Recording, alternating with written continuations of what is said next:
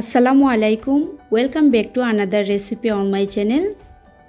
আমার চ্যানেলের পক্ষ থেকে সবাইকে স্বাগতম জানাচ্ছি।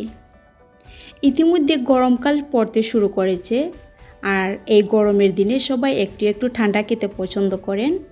তাই আমি আজকের এই ভিডিওতে আপনাদের সাথে শেয়ার করব ঠান্ডার একটি স্পেশাল ডেজার্ট, আর সেটা হচ্ছে সাবুদানা মালাই উইথ জেলি। আশা করছি এই রেসিপিটি আপনাদের কাছে ভালো লাগবে, আর যদি ভালো লাগে অবশ্যই আপনাদের ফ্রেন্ডসদের সাথে শেয়ার করবেন, সেই সাথে চ্যানেলটি সাবস্ক্রাইব করে আমার ভিডিওতে একটি লাইক করে দেবেন। তো চলুন দেখে নিই কীভাবে এই ডেজার্ট আমরা তৈরি করব। আমি এখানে 200 গ্রাম সাবুদানা নিয়েছি। এবার আমি এই সাবুদানাটা আধা ঘন্টার জন্য পানি দিয়ে ভিজিয়ে রেখে দেব, আর 2 থেকে 3 বার আমি ধুয়ে পরিষ্কার করে তারপরে পানিটা দিয়ে ভিজিয়ে রেখে দেব। তাহলে আমার আর কোনো পরবর্তীতে পানি ফেলে দেওয়ার কোনো প্রয়োজন হবে না। পরিমাণ মতো পানি দিয়ে আমি এটা রেখে দিচ্ছি আধা ঘন্টার জন্য। ওপর দিকে জেলিটা তৈরি করার জন্য আমি 500 গ্রাম পানি বসিয়েছি ফোটার জন্য। পানিটা যখন ভালোভাবে ফুটে যাবে তখন আমি এখানে 200 গ্রাম জেলি পাউডার অ্যাড করে দেব।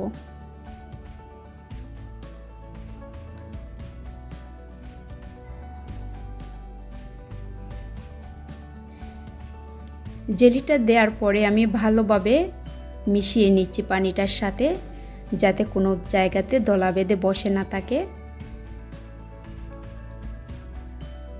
এবার জেলিটা বসানোর জন্য আমি এখানে 4টি বাটি নিয়েছি, কারণ আমি 4 রকমের 4টি কালার করব আমি, তাই আমি 4টি বাটি নিয়েছি। এবার আমি বাটিতে সম পরিমাণে এই জেলির যে মিক্সন করা পাউডারটা সেটা আমি ঢেলে দিচ্ছি। এখন এর সাথে আমি কিছু কালার ব্যবহার করব, আর আমি ফুড কালারটা ব্যবহার করছি, এটা খাওয়ার উপযোগ্য। আপনারা যে কালারটা দেবেন সেটা যেন খাওয়ার উপযোগ্য হয়, না হলে কিন্তু আমাদের হেলথের জন্য ক্ষতিকারক হতে পারে। প্রথমে আমি সবুজ কালারটা মিশিয়ে নিচ্ছি, তারপর এখানে আমি ম্যাঙ্গো এসেন্স দিয়ে দিচ্ছি, কারণ ম্যাঙ্গোর কালারটা আমার কাছে ছিল না, তাই এটার ম্যাঙ্গোর একটা ফ্লেভার এক্সট্রা হবে। সো আমি এখানে ম্যাঙ্গো এসেন্স দিয়ে দিলাম।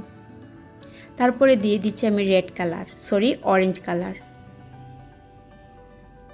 এবার আমি দিয়ে দেব রেড কালার।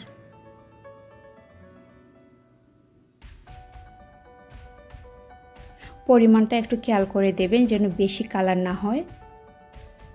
এবার এগুলো আমি রেখে দিচ্ছি। অপর দিকে আমি এখন সাবুদানাটা তৈরি করে নেব। তার জন্য পানি আমি ফুটিয়ে নিয়েছি। এবার যে সাবুদানাটা আমি ভিজিয়ে রেখেছিলাম সেটা পানি থেকে তুলে সরাসরি ফুটন্ত পানিতে আমি ঢেলে দিচ্ছি, আর দিয়ে সঙ্গে সঙ্গে নাড়াচাড়া করে দিতে হবে, না হলে নিচে বসে যাবে।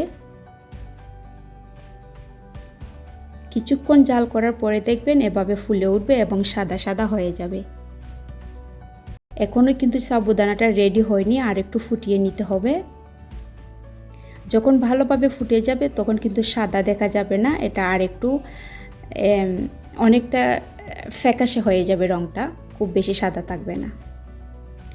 আমি সাবুদানাটা নামিয়ে নিয়েছি। এবার আমি মালাই তৈরি করব। মালাইটা তৈরি করার জন্য আমি এখানে 500 গ্রাম মিল্ক নিয়েছি, আর এই মিল্কটা খুব ভালোভাবে ফুটিয়ে তারপরে আমি 1/4 কাপ দিয়ে দিচ্ছি কনডেন্সড মিল্ক। দুধের সাথে কনডেন্সড মিল্কটা আমি ভালোভাবে মিশিয়ে নিচ্ছি।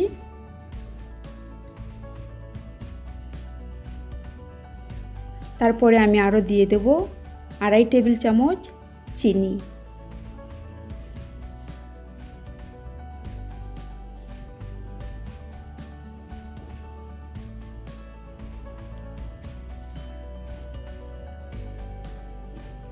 এবার আমি কনডেন্সড মিল্ক আর চিনিটা ভালোভাবে এই মালাইটা তৈরি করার জন্য মিশিয়ে নিচ্ছি।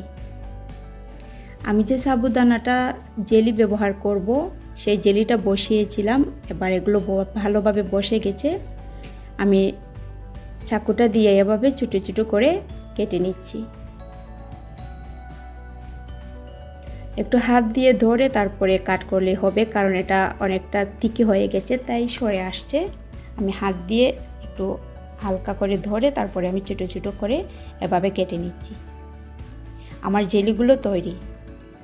এবার আমি মিক্স করে নেব। আর এখানে যে সাবুদানাটা আমি সিদ্ধ করেছিলাম সেটা আমি সঙ্গে সঙ্গে একটি ছাঁকুনিতে ছেঁকে তারপরে ঠান্ডা পানি দিয়ে ধুয়েছিলাম, তাই সাবুদানাটা কিন্তু অনেকটা জর্জরে হয়ে গেছে। ওইটা আমি স্কিপ করে গেছি, ভিডিওটা লম্বা হয়ে যাবে তাই আমি এটা দেখাইনি। আশা করছি আপনারা এটা তৈরি করতে পারবেন। এবার প্রথমে আমি অল্প একটু সাবুদানা নিয়ে নিচ্ছি, তারপরে যে মালাইটা আমি তৈরি করে রেখেছিলাম দিয়ে দিচ্ছি।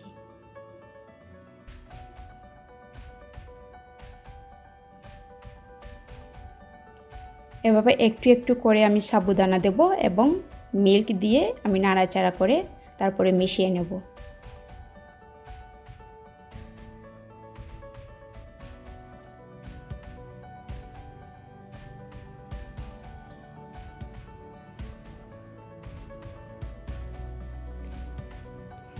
এবার আমি জেলিগুলো অ্যাড করে দিচ্ছি।